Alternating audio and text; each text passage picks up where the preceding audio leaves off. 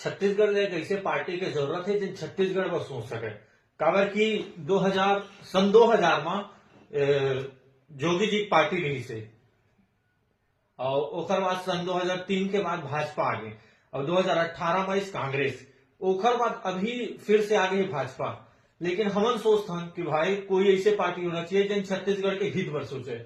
और अभी एक नया पार्टी उभर के आते, जोहार छत्तीसगढ़ पार्टी। तो देखना ये है कि जिसे जोगी जी सोचे रही से केवल छत्तीसगढ़ पर पहली सोच रहे घर के तो बैठाए यहाँ पर गए है ना, तो जिन स्कूल पर बैठाए गए हुई तीन स्कूल के बारे में सोचबे ज्यादा अच्छा है ना कि जिन तो बैठा है तेखर बारे में सोचना।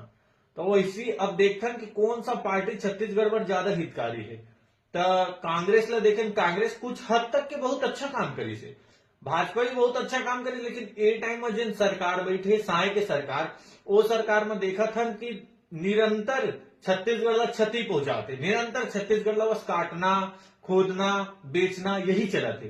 तो का छत्तीसगढ़ एक ऐसे पार्टी ढूंढ पाही या छत्तीसगढ़ एक ऐसे पार्टी मिल पाही जिन केवल छत्तीसगढ़ के हित पर सोचे, जिन छत्तीसगढ़िया मन के हित पर सोचे। तो ऐसे पार्टी अगर आप मन जाना था तो कमेंट में जरूर बताओ। जय जोहार, जय छत्तीसगढ़।